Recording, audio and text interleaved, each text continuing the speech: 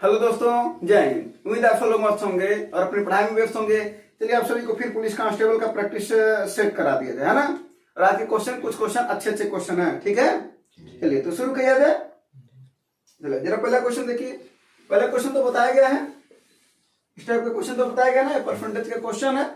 तो क्वेश्चन क्या करा, किसी गांव की जनसंख्या पहले 20% घटती है, फिर 10% बढ़ जाती है, फिर 10% बढ़ जाती है, तो प्रारंभिक जनसंख्या नई जनसंख्या प्रारंभिक जनसंख्या का कितना प्रतिशत होगी। कोई दिक्कत नहीं है। अगर मूल मान लिया जाए 100, क्या मान लिया जाए 100, तो 100 में पहले क्या करा 80% घट 20% ना, 20% घटती तो कितना रह जाएगी। फिर क्या हो रहा है 10% बढ़ रहा, कितना हो जाएगा 110। फिर 10% क्या हो रहा है, फिर बढ़ रहा है, फिर कितना हो जाएगा 110। यही ना होगा, कुल्ले दे करके नया जनसंख्या आ जाएगा। हाँ, तो इसको सॉल्व कर लो। 2 जीरो से कट गया, 1 जीरो से कट गया। अब इसका गुणा करना है क्यों, यही ना, कितना हो जाएगा ये 8 गुणे 121 बटा 10। 8 एक 9 8 दूना 16, हाँ, और 8 एक 9 8 एक 9, यही ना, 9 लग जाएगा। पहली जनसंख्या 100 थी, अब कितनी हो गई, तो करे नई जनसंख्या पुरानी जनसंख्या का कितना है, तो पुरानी इतना है। किसका पूछ रहा है, नहीं का। अब परसेंटेज ज्ञात करते हैं तो गुणे 100 करते हैं, अर्थात उतने तो रह जाएगा। पूछा था कितना परसेंट कम हो गया, तब क्या होता, तो जाहिर सी बात है कम हुआ कि नहीं हुआ है, तो कितना का कम हुआ है, 3.2 3.2 ना, किससे कम हुआ है, तब 3.2% आंसर होता है ना। तो दोनों सब पूछा जा सकता है। यही होता है सवाल के लास्ट में, कभी कभी ऐसा मतलब कुछ चीजें पूछ देता है और हम लोगों को लगता है कि जनरली जो चीजें आ रहा है वही आंसर होगा। पहला ऑप्शन हो सकता है दिया रहे, लेकिन पूछा रहा है कि कितने % कम हो गई, ठीक ना। जिनका ध्यान आता है, जिनकी प्रैक्टिस ज्यादा है, उनको कोई दिक्कत नहीं होती है, ठीक ना। हाँ, लेकिन दिक्कत तो किसी से भी हो सकती है और ऐसा गलतियां हो जाता है एग्जाम में। चलो अगला सवाल देखो।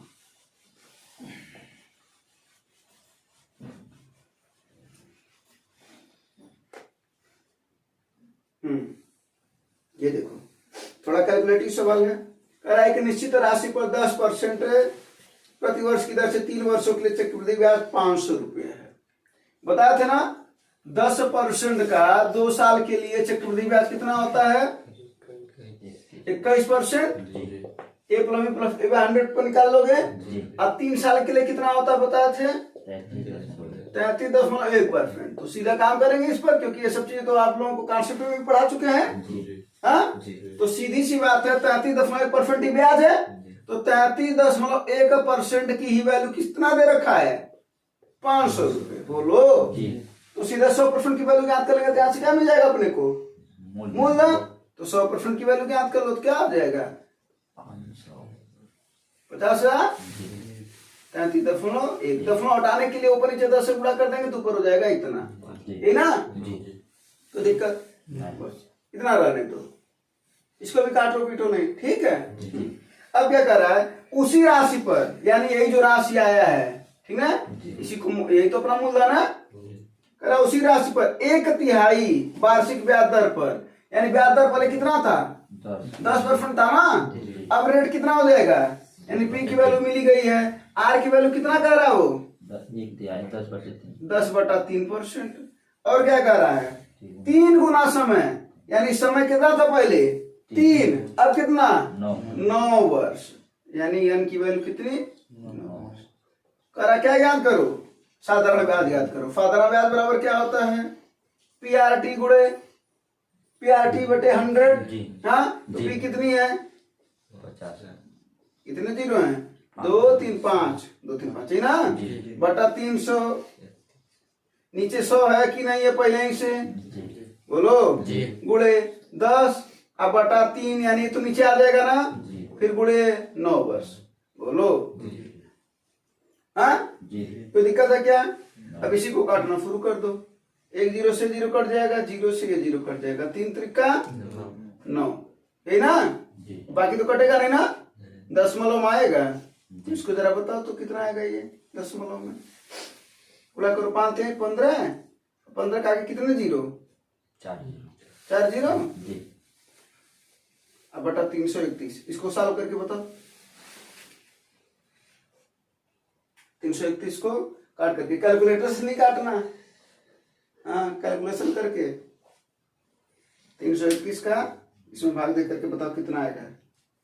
देखो इस ये भी आइडिया लगाया जाता है कि अगर पहला बार काटोगे फिर दूसरी बार काटना, फिर ऑप्शन को भी चेक करते रहना, ठीक है ना। हाँ ये नहीं कि एकदम पूरा अंतिम तक काटते ही जाना। देखो ऑप्शन में कुछ ना कुछ चेंजिंग है। 453.18 453.18 ये आएगा ना। हाँ। अब देखो इन्होंने क्या किया होगा, पहले 4 से काटा होगा क्योंकि पहली बार 4 से भाग जा रहा है, तो 4 दुइया ऑप्शन में है, पहला और तीसरा वाले में, यही ना। फिर एक बार और काटेंगे। अब देखो अगला वाला ऑप्शन चेंज हो रहा है, वहां पर 2 है, यहाँ पर 5 है ना। तो अगर वो 5 बार में ज्यादा, फिर कौन जरूरत है पूरा का पूरा प्रयोग करना, समझे कि नहीं बात। तो फिर वही आंसर हो जाएगा। कोई दिक्कत है क्या, चीजें समझ में आए कि नहीं। और ये सब चीजें याद होना चाहिए। 10% का 2 साल के लिए इतना होता है, 20% का भी याद कर लो। 20% का 2 साल के लिए कितना होता है, 44%। और 3 साल के लिए अगर आप बताओ तो देखते कितने लोगों को याद है। तुम लोग भी बोल गए हो 72.8, ठीक है। जानने वाले समझ रहे होंगे कैसे है, न जानने वालों के लिए वही है कि भैया a plus B plus A B by 100 पर लगाओगे, ठीक है।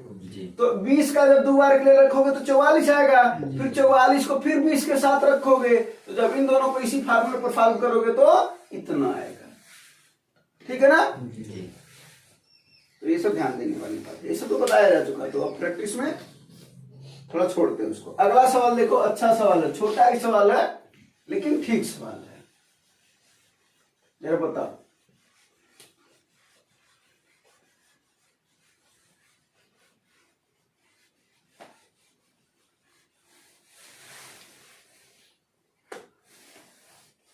कार, ट्रेन और बस की गति दे रखा 6, 9 और 6 के अनुपात में है, यही ना। कार, बस और ट्रेन की औसत गति है 77 किलोमीटर प्रति घंटा। तो कार और ट्रेन की औसत गति बताओ। सबकी दे रखी है कितना, 77, बोलो। तो जरा बताओ, अगर एक बात करा जाए, कुल है 77 इन लोगों का, है ना। और इनकी गतियों का अनुपात है 6:9:6। तो कुल कितने हो जाएंगे, 6, 9, 15, 15, 6, 21। यानी कहीं कहीं किसके बराबर है, 21 x के बराबर। अरे अलग अलग करेंगे तो x हो जाएगा ना, 21 x के बराबर। लेकिन कितने लोग हैं इसमें, 3 लोग ना। तो औसत क्या होता है, योग बटा संख्या, यानी बटा 3 कर देंगे। बस इसको काट दो, 3 सत्ते हैं, और ये कितने बार में कट जाएगा, 11 बार में। यानी x की वैल्यू कितनी है, 11 है। तो अलग अलग अगर इनकी गति आ जाएगी कितनी, तो जरा देखो, 11 छक्के 11, 9, 11 छक्के, बस ये अलग अलग गति आ गई। अब जो मर्जी वो पूछ सकता था कार की गति बताओ, और कौन कौन है, ट्रेन की गति बताओ, बस की गति बताओ, वो भी पूछ सकता था। लेकिन इसने वो नहीं पूछा, है ना। उनकी गतियों का अंतर भी पूछ सकता था, इसने क्या पूछा है, कार और ट्रेन की औसत गति बताओ। तो कार और ट्रेन नहीं है ना, तो क्या कर दोगे, 66 प्लस 99, और औसत गति माने 2 लोग है ना, तो बटे 2, सॉल्व कर लो। कितना हो जाएगा, 9, 6, 15, और 9, 6, 15, 1, 16 बटा 2, 2, 8, 16, 2, 2, 4.5 किलोमीटर प्रति घंटा। कोई दिक्कत है क्या, नहीं समझे। हाँ, चलो अगला फॉल लगाओ।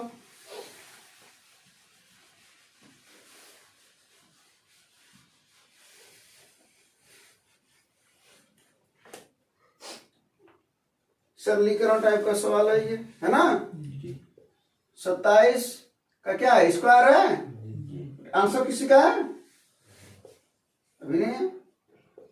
ये जो 9 है वो छटक करके ऊपर चला जाएगा, तो इसको ऊपर कर देते हैं, बटा 7 पर 4 घात है ये, बस कोई दिक्कत ही नहीं है। इधर कर दो, जरा इसको देखो, 27 का स्क्वायर गुणे 7 पर 4 घात, अब बटा 9। अरे भाई ये 9 इधर आ जाएगा ना, और x इधर जाकर के x स्क्वायर हो जाएंगे। और जब x हटेगा तो ये सब किस में आ जाएंगे, रूट में आ जाएंगे कि नहीं आ जाएंगे। हाँ, क्या हो जाएगा, 27, यहां से क्या बाहर निकलेगा, 27, और 7 पर 4 घात, तो कितना निकलेगा बाहर, अब बटे 9 से कौन बाहर निकलेगा, तो 3 9 27 27 7 7 49 49 और इसका गुणा किया होगा कितना आया होगा 441 441 बस ये आंसर है। बोलो अगला फल तब लगाओ, ये वाला फल लगाओ तो देखते हैं।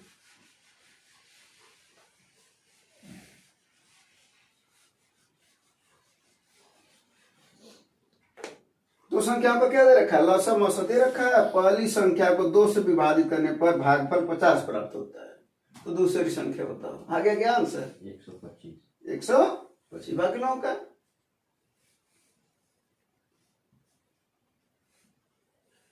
अरे भाई आसान सा सवाल है, कॉन्सेप्ट इसमें क्या चल रहा हो, पहली संख्या दूसरी गुणे दूसरी दूसरी संख्या बराबर लसा गुणे मासा लसा गुणे मासा मसा, ये तो कॉन्सेप्ट चल रहा है। जी पहली संख्या के लिए क्या कह रहा है वो, 2 से भाग देने पर 50 भागफल है, जी यानी शेषफल कुछ ना बचे। तो संख्या है कितनी वो 100 है। कईयों को नहीं समझ में आया होगा, समझ में आया? कैसे, अरे भाई भाज्य बराबर क्या होता है, भाजक गुणे भागफल प्लस शेषफल। अरे जो भाज्य वही वो संख्या है, जी हाँ जी यानी पहली संख्या इसको मान लेते हैं हम। तो पहली संख्या क्या, भाज्य कितना है, भागफल कितना है 50 शेषफल 0, तो कितना आया ये, 100 यानी संख्या कितनी है पहली 100 गुणे दूसरी कुछ भी x मान लो, है ना। ऐसा कितना है 500 जी है ना। और मौसा कितना भैया 25, डबल जीरो फिर डबल जीरो कट जाएगा, 25 25 125 ये आंसर धीरे से, है ना। अगला फल लगाओ।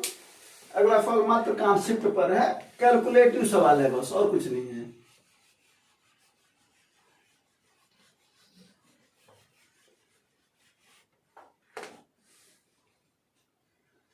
दो क्रमिक छूट है, जिसमें पहली छूट 8% और दूसरी 10% है। इसके बाद फिर विक्रय मूल्य है। तुम्हें पता ना कि अंकित मूल्य पर जब छूट दिया जाता है, हाँ, तो बाद में उसे दुकानदार बेचते तो करता है, तो इसका विक्रय मूल्य होता है। बोलो आगे होगा तो क्या होता है, अंकित मूल्य पर अपने को छूट मिलता है, और छूट हमेशा घटता है ना। डी लिखते छूट लिख दें, एक हिंदी एक अंग्रेजी हो जाए, बटे अगर 2 छूट मिलेगा तो 2 बार कर देंगे, है ना। और यही सेलिंग प्राइस के बराबर होता विक्रय मूल्य। अंकित मूल्य का दे रखा ना 1020, पहला डिस्काउंट ही है, कोई दिक्कत नहीं है, बटे 100। दूसरा डिस्काउंट कितना है 10% तो बचेगा कितना, 90 10 छूट देगा तो लेगा कितना, अरे विक्रय मूल्य किसके बराबर है 807.84। इसी को चालू करना है ना। बस कितना हो जाएगा ये 102 गुणे 100 माइनस डी, ये कट जाएगा क्या 9 से, जी हाँ जी हाँ, तो 9 से इसको काट दो, कितना हो जाएगा 9 8 72, कितना बचा 8, फिर 9 9 81, 6 बचा, दूसरा लग जाएगा ना यहाँ पर, 6 बचा, फिर कितना हो जाएगा ये 9 7 63, कितना बचा यहाँ पर 5 और 9 छक्के, कोई दिक्कत नहीं। अब यहाँ पर देखो क्या बचा है, ये 102 और 100 माइनस डी ये बचा है, और 100 इधर बचा है, तो उधर जब गुणा करेगा तो दशमलव तो हट जाएगा ना, कितना हो जाएगा 89 76, कोई दिक्कत नहीं। बस। अब क्या करोगे, अब सीधी सी बात है, ऐसे कर लो ना कि 102 इसको काट दिया जाए, क्या है कट जाएगा ना, हाँ दशमलव कट रहा है, चलो इसको गुणा कर दो, 102 के आगे डबल जीरो माइनस 102 डी बराबर 89 76। इसको दलाओगे तो इसमें से घटा दो 89 76 को, कितना आएगा बताओ, इसको घटाओगे ना और बराबर हो जाएगा तो 102 डी हो जाएगा, बताओ कितना आया ये 4 और फिर यहाँ पर 9 में से 7 जाए 2, फिर 11 में से 9 जाए 2 ना, फिर यहाँ पर कितना बचा 9, 1 है ना, बराबर 102 डी, है ना। कितनी बार में कट जा रहा है ये, दशमलव में आ रहा है क्या,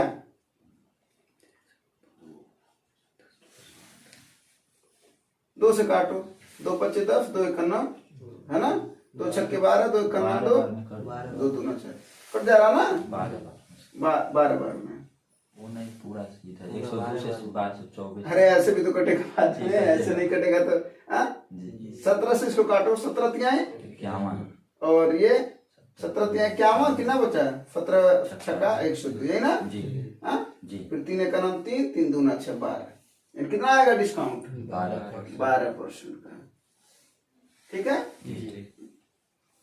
कोई दिक्कत है क्या, हाँ नहीं वैसे कैलकुलेटिव था तो पहले भी बोला था ना। हाँ, लेकिन ये वाला सवाल थोड़ा दिमाग लगाने वाला सवाल है, लगाओ तो इस सवाल को।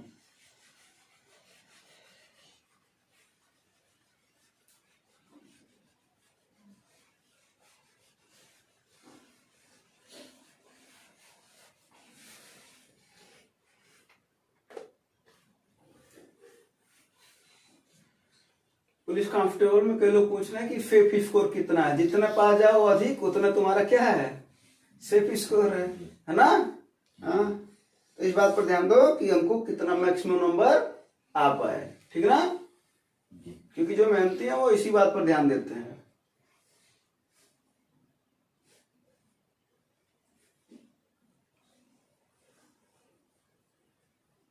हाँ आ गया हो,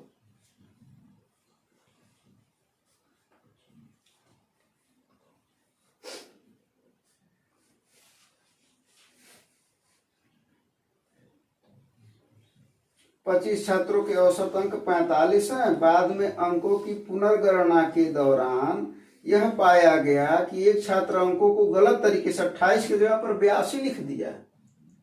हाँ कितना है 42.84। अच्छा तो इतना समय कहाँ लगा, पहले ये बताओ। चलो इधर देखो, एक बात बताओ, गलत तरीके से क्या किया, 28 की जगह पर 82 लिखा, अंक इधर उधर हो गए, ठीक ना। यानी लिखना था 28 और लिखा क्या 82। ज्यादा लिखा कि कम लिखा, ज्यादा लिखा। अभी इसका आंसर तो बहुत जल्दी में दे सकते हो, बस समझा रहे इस बात को, क्योंकि ऐसा सवाल आता है, ठीक ना। एक अंक पर ना कभी कभी इसकी जगह पर दो अंक का आता है, 2 अंकों की जगह पर इतना लिख दिया गया, बात वही है, ठीक है। अभी उसको भी समझाते हैं, पहले इसको समझो। 28 के यहाँ पर लिखा गया 82, यानी क्या लिखा गया, ज्यादा नहीं लिखना चाहिए था ना, कम करना चाहिए था ना। ज्यादा लिखने के कारण ही तो औसत 45 है, बोलो हाँ या नहीं। लेकिन ज्यादा ना लिखा गया होता तो औसत क्या होता, ज्यादा की कम होता, कम होता, क्योंकि ज्यादा लिखा गया, ज्यादा लिखा गया तो औसत इतना। जब इसको सही जगह पर लाएंगे, इसके वजूद पर लाएंगे तो औसत डिक्रीज करेगा, हाँ या नहीं। पहले कॉन्सेप्ट समझ में आया कि नहीं। तो 2 ऑप्शन तो ऑलरेडी छट गए, जरा देखो, एक 48.44 दे रखा है, एक 47.84 दे रखा है। वो हो ही नहीं सकता, किसी भी शर्त पर नहीं हो सकता, क्योंकि औसत क्या होगा, घटेगा। बोलो, तो 2 ऑप्शन तो ऐसे निगलेक्ट हो गया। हाँ कोई एक आधा और ऑप्शन अगर ऊपर दिया होता तो इस सवाल को लगाने की जरूरत ही ना पड़ती। इसी वजह से कॉन्सेप्ट भी सीखा जाता है, ठीक है। तो 28 के यहाँ पर 82 लिखा गया, और देखा जाए कितना ज्यादा लिखा गया, उतना कम करना पड़ेगा ना। हाँ ज्यादा किसी को पैसा दे दोगे अगर गलती से, तो अपना लोगे कि नहीं लोगे, ये भी अपना ले रहा है। देखो 12 में से हट जाए, 7 बचाना, बोलो 54 ज्यादा लिखा गया तो 54 कम होगा। कितने लोगों में से 54 कम होगा, 25 लोगों में से, क्योंकि 25 है ना टोटल, तो बटा 25, इसी को भाग दे दो, यही ना। भाग देने का एक और तरीका है, 25 है ना, ऊपर नीचे 4 का गुणा कर दो, नीचे 100 आ जाएगा। 4 चौके और 4 पच्चे 20 हो रहे, है ना।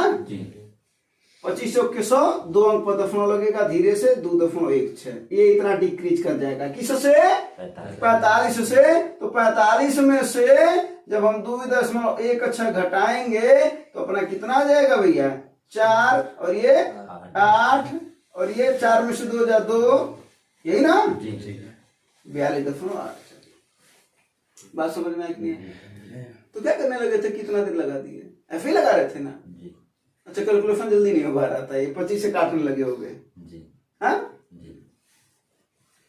ठीक है, जब कभी भी 25 आए 50 आए तो उसको 100 बना लेना चाहिए, काटने की जगह पर उसको 100 बना लो। 50 रहता कितना आसान होता, 54 दूना 108, अब 100 हो जाता 1.08 हो जाता है, बता ना। ये था एक जगह 28 की जगह पर, अगर ऐसे होता 18 और 28 की जगह पर क्रमशः 81 और 82 लिखा गया। देखो भाई 18 को उल्टा करोगे तो 81, 28 को उल्टा करोगे तो 82। कहेगा अगर ऐसा लिखा गया तो क्या करोगे, कोई दिक्कत नहीं है, इन दोनों को इधर जोड़ोगे, दूसरा सवाल बता रहे हैं, इसका आंसर आ चुका है ना, और इन दोनों को उधर जोड़ोगे, कम था है ना, ज्यादा लिखा गया, कम करना पड़ेगा ना, तो इन दोनों को जोड़ करके इसमें से घटा दोगे, वही हमको सभी लोगों में बांटना है, यानी जितने लोग हैं, तो कितने लोग हैं 25, तो बटे 25 कर देंगे। हाँ अब वहां पर औसत आ जाएगा और उसी को मूल में से घटा देंगे, क्योंकि मूल अपना घट रहा है, गलती से ज्यादा हुआ था। बात समझ में आया? और अगर बढ़ जाता तो बढ़ा देते। मान लो अगर यही सवाल उल्टा दे देता, कहता 82 की जगह पर 28 लिखा गया, अब बताओ हमारा ज्यादा था, तुम हमारा कम कर दी, हमारा हमको चाहिए, है ना, तो क्या होगा भैया, तो बढ़ेगा, निश्चित ही बढ़ेगा। बात समझ में आया कि नहीं? क्लियर होना इस बात को लेकर के। अगला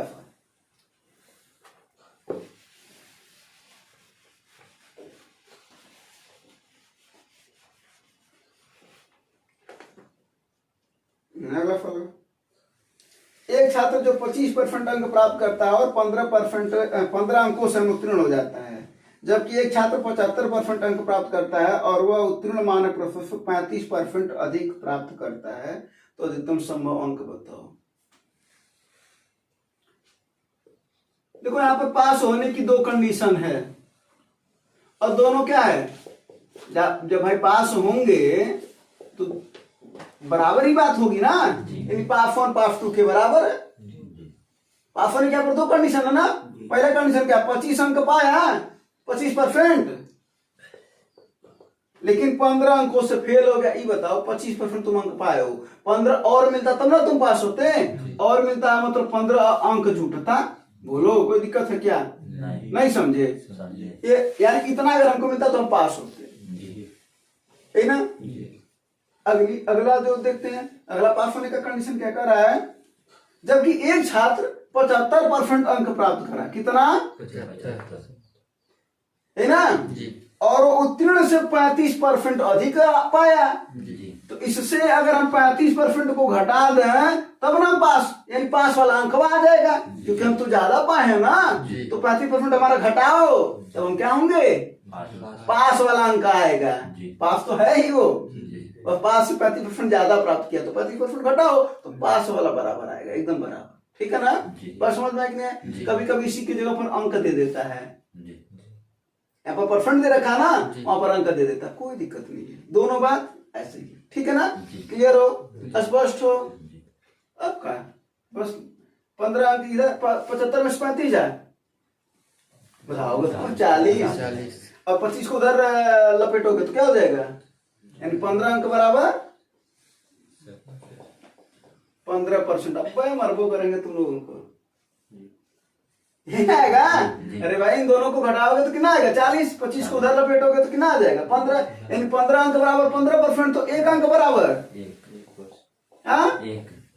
1%।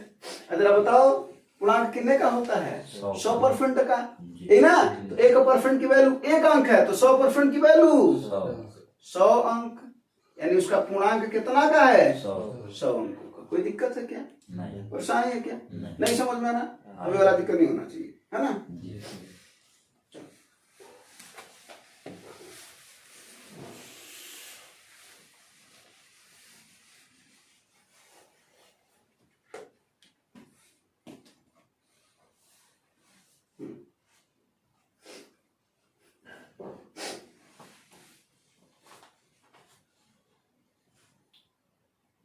अगला फल देखो क्या करा यदि 12 मीटर 0.45 मीटर और 1.89 मीटर की दीवार बनाने के लिए आवश्यक ईंटों की संख्या 18 सेंटीमीटर, 15 सेंटीमीटर और 12 सेंटीमीटर है। मतलब जो ईंट की संख्या ज्ञात करनी, देखो ये सवाल ना बहुत स्पष्ट रूप से नहीं लिख रखा है, ठीक है ना। हाँ, सीधा सा मतलब है कि ईंट की संख्या ज्ञात करनी है। जबकि क्या बोल रहा है, यदि इसकी मात्रा का 3/4 गारा द्वारा लिया जाता है, माने 14 में 3 गारा द्वारा लिया जाता है, तो बचा हुआ मात्रा बस ज्ञात करना है, यानी 14 में कितने का ज्ञात करना है, 11 का। ठीक है, इस बात का ध्यान देना। तो जरा आओ देखा जाए, बताओ संख्या बराबर क्या होता है, संख्या ज्ञात करनी है यहाँ पर। तो किसका आयतन है, पहले क्या बनाना, दीवार ना, तो दीवार का आयतन अब बटे ईंट का आयतन, क्योंकि हमको संख्या ज्ञात करनी तभी ना पता चल जाएगा कुल कितने ईंट लगेंगे, बोलो जी। तो दीवार का आयतन कितना हो जाएगा भैया, जरा देखो 12 मीटर है ना, सबको सेंटीमीटर में बदल दो। और क्या होता है आयतन, लंबाई गुणे चौड़ाई गुणे, इसमें कैलकुलेशन खूब सारा है, बस इतना जान लो, ठीक है ना। तो 12 मीटर है ना, कितना हो जाएगा ये 1200 सेंटीमीटर, क्योंकि 1 मीटर में 100 सेंटीमीटर। कितना है 10.45 मीटर, ये कितना हो जाएगा 45 सेंटीमीटर। फिर कितना हो जाएगा 1.89 है, यानी कितना हो जाएगा 189 सेंटीमीटर, है ना। अब जरा एक बात और यहीं पर समझ लो, इसका क्या रहा है, इसकी मात्रा का 3/11 है, 3/14 गारा द्वारा लिया जाता है, यानी 3/14 में 3 गारा द्वारा लिया जाता है, यानी जो नहीं लिया गया उसकी मात्रा पूछ रहा है ये, ठीक है। तो 14 में 3 लिया गया, कितना नहीं लिया गया है 11/14। अब बाकी जितने आएंगे सब बटे में आएंगे, ईंट वाले आयतन है ना। ईंट वाले आयतन का देखो कितना है 18 गुणे 15 गुणे 12। अब इसी की कहानी शुरू कर दो, काटो ताको नहीं, सब कटेंगे ना, क्योंकि आंसर तो एक आएगा ना। 15 तिहाई 45, यही ना। हाँ 9 से कौन, हाँ और 109, अच्छा हाँ 9 दूना 18 और 9 दूना 18, 9 1 9, यही ना। 7 दूना 14 और 7 21, है ना। फिर 12 से 1200, अच्छा चलो अब ऐसे काट दे, 3 चौके 12, है ना। अब इसको काट दो, 4 तिहाई 300 और 2 से इसको काट दो, कितने बार में 150, नीचे कुछ बचा है, हाँ 2 बचा ना अभी, इसको काट दो 75 बार में। क्या क्या है जरा देखो, 75 बचा है और क्या बचा है 3 बचा है और क्या बचा है 11 बचा है, यानी 75 गुणे 33, है ना। उसी का गुणा करके बताओ कितना आएगा। 75 × 225 5, फिर 22, फिर 75 × 225 कितना 24 75 24 75 75, ये है ना जी, ये आंसर हो जाएगा, कोई दिक्कत नहीं। हाँ अगला सवाल देखो, अगला सवाल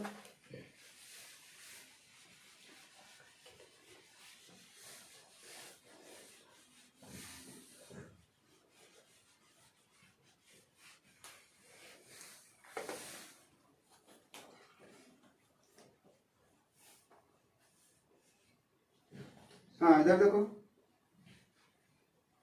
क्या है, 80 छात्रों की कक्षा में, हाँ चल रहा है ना, हाँ 80 छात्रों की कक्षा में शहरी छात्रों से ग्रामीण छात्रों का अनुपात 5:3 है ना। हाँ यानी पहले कौन है शहरी, फिर कौन है ग्रामीण। कुल कितने लोग हैं 80 छात्र, इनका अनुपात कितना है 5:3।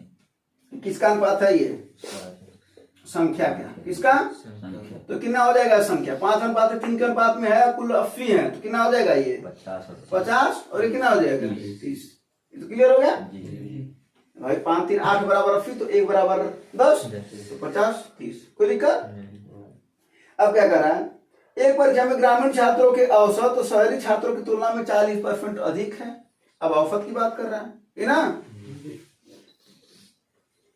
औसत शहरी का कितना है 100 अगर है, तो ग्रामीण का करा 40% अधिक, यानी 140 है, बोलो। तो इसका भी अनुपात निकालो, 20 25 100, 20 7 140, यानी कितना है 5:7, है ना। इनको अलग अलग माना कितना हो जाएगा ये 5x और ये कितना हो जाएगा 7x। कोई दिक्कत हो तो बताओ। यहाँ तक समझ में? जी। बस अब कह रहा है यदि सभी छात्रों के औसत अंक 69 हैं तो ग्रामीण छात्रों के औसत अंक क्या हैं? सभी 80 हैं तो कुल योग बराबर, कुल योग बराबर छोटा छोटा योग यानी शहरी का योग प्लस ग्रामीण का योग, बोलो तो कुल बराबर कितना हो जाएगा? कुल योग बराबर शहरी प्लस ग्रामीण, और योग बराबर क्या होता है? योग बराबर औसत गुणे संख्या। औसत गुणे संख्या, फार्मूला होता है। जी। जरा बताओ कुल कितने लड़के हैं यहाँ पर? औसत कितना है इन लोगों का? 69 कितने लोग हैं 80 यहाँ पर? शहरी में बताओ औसत कितना है इनका? 5x, ये तो है शहरी का, जी। बोलो जी। 5x। कितना है इनका संख्या? प्लस ग्रामीण का औसत कितना है? कितनी संख्या है इनकी? इसी को सॉल्व कर लो, बोलो कितना हो जाएगा ये? 6 9 गुणे 80 दिख रहा हो तीनों को? 5 बचे 250 है अक्ष, और फात्र के 250 और 210 को जोड़ो भाई, 5 बचे 25 250 हो जाएगा ये, और 7 कितना हो जाएगा? 460 460 यक्ष, ये ना? 0 0 कट जाएगा, 23 दूना 23 तिहाई, 2 चौके 4 तिहाई, यानी यहाँ से x की वैल्यू कितनी मिल गई? 12 ये ना? अब क्या पूछ रहा है? औसत पूछ रहा है किसका?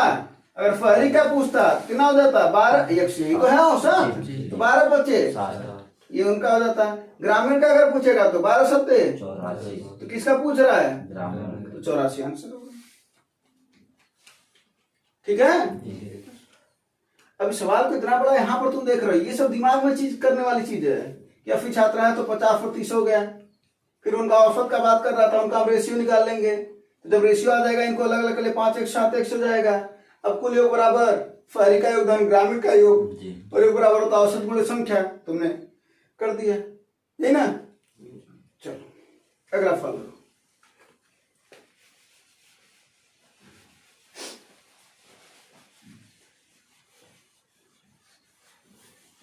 पहले सवाल का आंसर आ जाना चाहिए। कितना है? हाँ, एक निश्चित धनराशि साधारण ब्याज पर 10 वर्षों में स्वयं की 3 गुनी हो जाती है, तो कितने वर्षों में स्वयं की 5 गुनी हो जाएगी? ये ना? हाँ जी। देखो इसका फार्मूला क्या होता है? T1 मतलब पहला समय बटा दूसरा समय बराबर N1 - 1 बटा N2 - 1। N क्या है? गुना वाली राशि है, ठीक ना? T क्या है? समय है। सीधे सीधे बात समझा जाए तो देखो सवाल ऐसे लगा सकते हैं, ये कॉन्सेप्ट है, इसको ध्यान रखे रहना, ठीक ना? अपना याद रखे रहना साधारण ब्याज पर, ठीक है? सीधा सा बात, तो 10 वर्ष में कितना हो जा रही है? 3 गुनी। करा कितने वर्षों में? 5 गुनी हो जाएगी।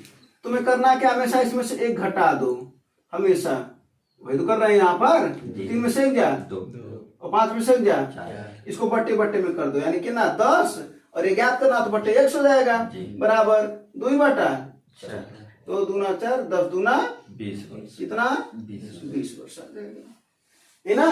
तो इसको भी नोट कर लेना, ठीक? मार्क कर देना। चलो अगला सवाल लगाओ।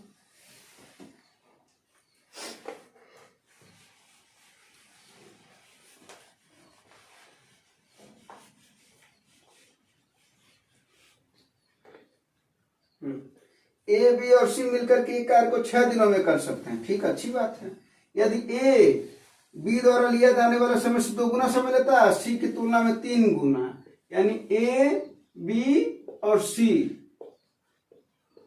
किसका संबंध दे रखा है? इनके समयों का। और कभी भी अगर ऐसी बात करता तो जानते हो क्या करना चाहिए? जरा देखो इधर, जल्दी में लगाने के लिए क्या करना चाहिए? जल्दी से अगर सोचना है तो क्या कर रहा है? 2 गुना समय, और यहाँ पर क्या कर रहा है? 3 गुना समय। सीधा उनका गुणा कर लो, इन 2 तिहाई 6। और जो दोनों में कॉमन है उसी को वो चीज मानो, तो दोनों में कौन कॉमन है? यानी ए कितना समय ले रहा है? अब बहुत स्पष्ट हो जाएगा। अब क्या कर रहा है? ए बी द्वारा लिए जाने में 2 गुना समय ले रहा है, बी से 2 गुना, यानी बी अगर 3 ले रहा तभी ना 6 ले रहा है। फिर कह रहा है और सी से 3 गुना, यानी ये 2 ले रहा तभी नहीं 6 ले रहा है। ये समय का अनुपात हो गया, है ना। अब हम किसका ज्ञात कर लें, क्षमता का अनुपात। क्षमता का अनुपात क्या होता है, समय का उल्टा, क्योंकि कार्य बराबर क्या होता है, क्षमता बराबर क्या होता है, चलो बता दो। क्षमता बराबर कार्य बटा समय, है ना। तो क्षमता और समय एक दूसरे के क्या होते हैं, उल्टा होते हैं। तो उल्टा कर दो, यानी 1/6, 1/3 और 1/2, है ना। इसको सीधा करने के लिए क्या करते हैं, 6, 3 और 2 का क्या लोगे, तो 6, 3, 2 का एलसीएम 6 ही होगा। 6 से गुणा कर दो, सब में कितना हो जाएगा, ये 1/2:3। ये किसका अनुपात है, उनका क्षमता का। कोई दिक्कत, बस। अब वही सवाल क्या कर रहा है कि तीनों लोग मिलकर के 6 दिन में करते हैं, यही ना। अब फार्मूला लगेगा m1 d1 बराबर m2 d2, क्योंकि कार्य बराबर है तो हटा दिए कार्य को। तो कितना है, 1, 2, 3 और 3, 3, 6 क्षमता वाले कितने दिन में कर रहे हैं, 6 दिन में। क्या पूछ रहा था, सी कितने दिन में करेगा, तो सी की क्षमता कितनी है, यानी 3 वाला कितने दिन में करेगा, यही ना। 3 दूना 6, 6 दूना 12 दिन में करेगा।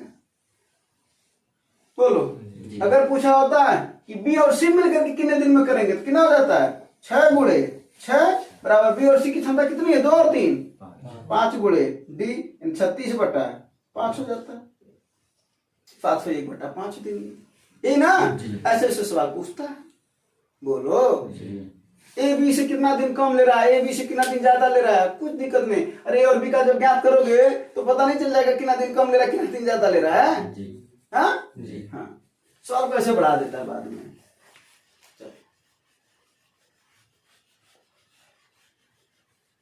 क्या हो, जरूरी काम आ रहा है क्या? अच्छा, हमें लगा फरवरी आ रहा तो हो सकता है जरूरी काम हो, ऐसा नहीं है ना कुछ। हाँ, नहीं तो फरवरी में पेपर भी तो है। हाँ, चलो अगला सवाल देखो। करा, ये देखो अच्छा सवाल है, ठीक है। ए ने 40,000 रुपए का प्रारंभिक पूंजी के साथ एक व्यापार शुरू किया, बाद में 9 महीने बाद बी ए के साथ शामिल हो गया, 9 महीने बाद, ठीक है। और वर्ष के अंत में बी का लाभ ए के लाभ का 3/8 गुना था, तो बी द्वारा निवेश की गई धनराशि बताओ। कोई दिक्कत ही नहीं। देखो, ए की धनराशि गुणे जितने समय के लिए लगाया रहता है, बटे बी की धनराशि और ये जितने समय के लिए लगाया रहता है, यही इनके लाभ का क्या होता है, अनुपात होता है। समझे कि नहीं? कहा जाता ना, जितना पैसा लगाओगे उतना ना लाभ कमाओगे, और जितना समय के लिए लगाओगे उसी के हिसाब से लाभ कमाओगे। इसी कॉन्सेप्ट पर सवाल है ये। एक की धनराशि कितनी है, 40,000, 40,000 लिख दो। समय कितना है, देखो करा, बाद में 9 महीने बाद बी शामिल हुआ ना, लेकिन ये तो लगातार लगा रहा था ना। कितने दिन तक, वर्ष के अंत तक, अर्थात कितने महीने के लिए, 12 महीने के लिए। बी की धनराशि पूछ रहा है, यक्ष मान लेते हैं। बोलो, हाँ, और क्या कर रहा है, समय कितने, 9 महीने बाद शामिल हुआ है, तो कितने महीने के लिए लगाया है, 3 महीने तो लगाया है, बस। अब क्या कर रहा है, बी का लाभ ए के लाभ का 3/8 था, यानी अगर ए का लाभ अगर मान लेते हैं ए है, चलो छोटका ए मान लेते हैं, ठीक ना। तो बी का लाभ कितना है, ए का 3/8। बोलो, कोई दिक्कत हो तो? नहीं समझे, नहीं समझे। ए का लाभ अगर ए है तो बी का लाभ कितना है, करा ए का 3/8 है, कर दिए। ए से ए को लपेट दो, ए छटक करके कहां चला जाएगा, ऊपर, यानी 8/3। 3 से 3 कट गया, बोलो 8 × 40, यही ना। 12 × 60,000 आया, और x उधर जाएगा, और ये x है क्या, यही ना बचा मात्र, x है क्या, कोई दिक्कत नहीं। देखो कितना आसान सा सवाल था ना। हाँ, लेकिन कब, जब कॉन्सेप्ट समझ में आया तो। कैलकुलेशन वाला फॉर्मूला लगा के बताओ हमको आंसर इसका, इसका आंसर बताओ। इसको हम लगाएंगे नहीं, फंसेगा तब तुम लोगों का लगाएंगे, नहीं तो लगाएंगे नहीं। बताओ।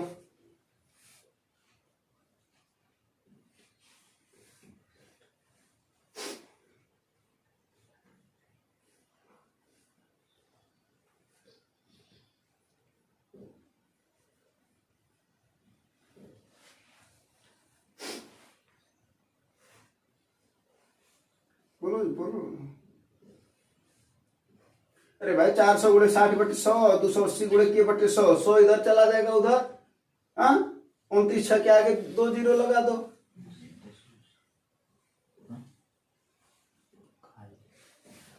क्या कर रहे हो?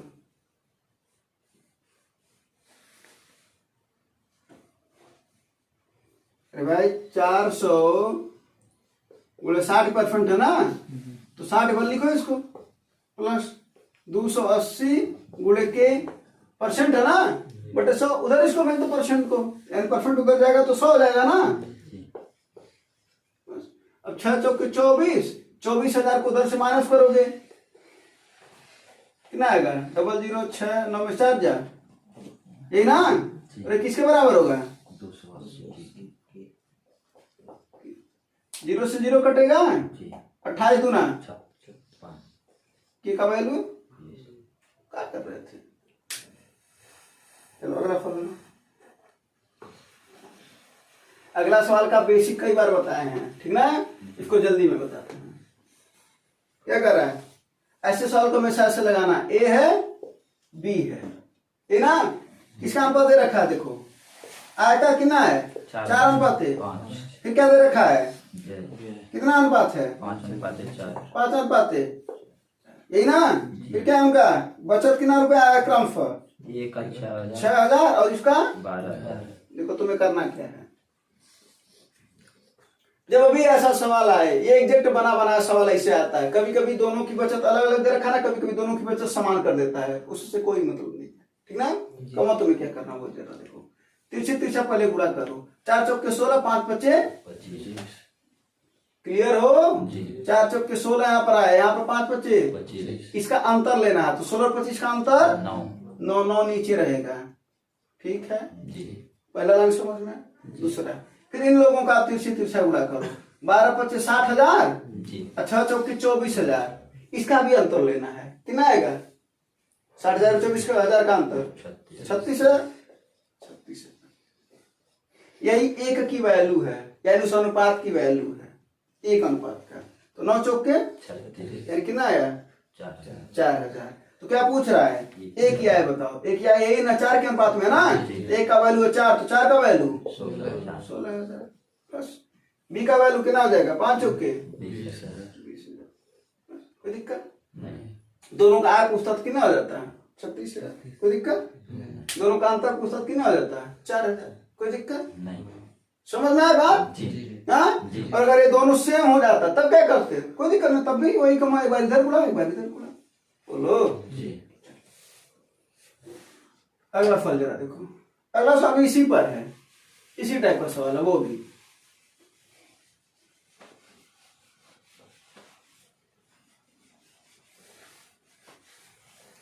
ये वाला भी सवाल इसी टाइप का है। देखो क्या दे रखा है, ए और बी यहाँ पर भी है जी, इनके आय का अनुपात दे रखा, पहले कितना 5 अनुपात थे 4, फिर क्या कर रहा है 6 वर्ष बाद ना कितना हो जाता है 17 और 14, कितने वर्ष बाद 6 वर्ष बाद, वो तो पूछ रहा है ना 12 वर्ष बाद क्या अनुपात होगा, 6 वर्ष बाद ये हुआ है, तो सबसे पहले इनका भी वही कमा करो, तिरछी तिरछा 14 चौके 14 25 और 70 चौके 68, है ना। अंतर कहाँ लिखना हमेशा नीचे, ठीक है। फिर वही काम अब इधर कर लो, फिर इसका भी तिरछी तिरछा गुणा, तो ये जब दोनों में कॉमन है ना, तो सीधे सीधे यहाँ से अंतर ले लो, तो 17 और 14 का अंतर कितना हो गया, वही गुणा कर दो, वही अंतर आएगा, ना मानत कर लेना, 17 गुणे 6 14 गुणे 6 अंतर करोगे तो 6 3 18 ही आएगा, ठीक ना। 2 तिहाई 3 त्रिका, यानी एक के अनुपात का वैल्यू कितना आया 9, तो एक या कितना हो जाएगा 9 बचे और कितना हो जाएगा 9 4, सही ना। अब क्या पूछ रहा है 12 वर्ष बाद, यानी इसमें जब 12 जोड़ेंगे तो 45 में जब 12 जोड़ोगे यही ना। जी जी और फिर इसमें 36 में जब 12 जोड़ोगे तब पूछ रहा अनुपात बताओ क्या होगा। तो 45 12 57 57 बटे 36 12 45। काटो ये, किससे कटेगा? 3 से कट जाएगा ना, 319 बार में कट जाएगा। 3 का नाम 3 छक्के 18 19 बटा 16। ठीक है जी। बस, कोई दिक्कत है क्या? नहीं। अगला फल,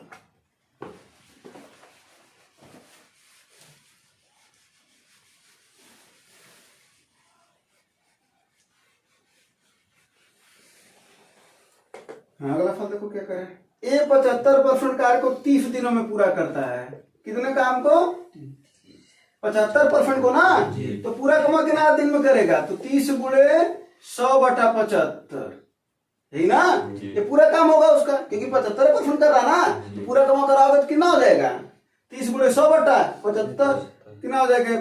25 75 चौके 100 कितना हो जाएगा? 40 दिन में। ए कर रहा है। बी कितना दिन में कर रहा है? 18 दिन में। कितने काम? 50% ना। तो 100 बटा 50 हो जाएगा पूरा काम निकालने के लिए। तो 50 दूना 100, 18 दूना 36। कोई दिक्कत है? हाँ तो क्या कर रहा है? यदि वे एक साथ कार्य करते तो कार्य का कितना भाग एक दिन में हो जाएगा? एक दिन में पूछ रहा है मात्र। तो 40 और 36 का क्या ज्ञात करोगे? कितना आएगा? 360। इसकी कितना हो जाएगा क्षमता? 9। इसकी कितनी क्षमता? 10। क्षमता बराबर होता है कार्य बटा समय। कार्य बटा समय यही ना आएगा। क्या पूछ रहा? एक दिन में कितना काम किया? 9। और ये कितना किया? 10। तो दोनों लोगों का मिलकर के कितना काम हुआ?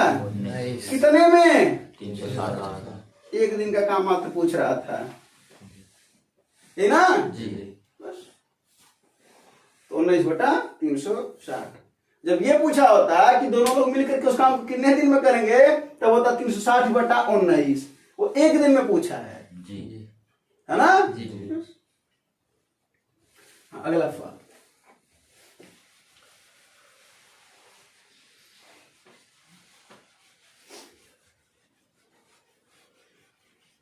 ये लास्ट सवाल है ना।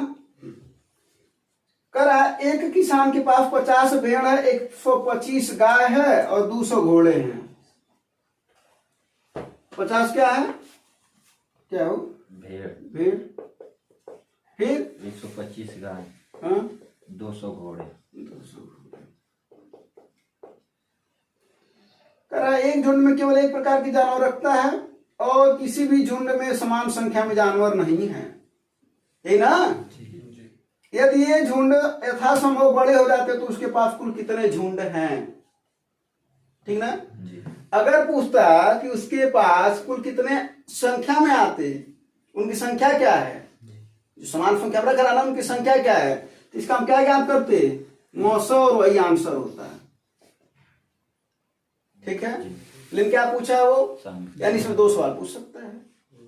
वो समान संख्या बताओ, तो समान संख्या ज्ञात करने के लिए क्या ज्ञात करते हैं? इसका मौसम। तो 50, 125 और 200 का मौसम कितना होगा? 25। तो साफ साफ दिख रहा होगा 25 होगा, तब आंसर 25 होता है। लेकिन क्या पूछा? ना हमको संख्या बताओ। तब क्या करेंगे? तो 50 बटा 25, यानी उसी मौसम से समय अलग अलग भाग देते चले जाओ, या तीनों को जोड़ करके इकट्ठा भाग दे दो, बात एक है। ठीक है ना। 125 बटा 25, 200 बटा 25। बस इसको सॉल्व कर लो कितना हो जाएगा? ये 2 बार में कटेगा, कितने बार में?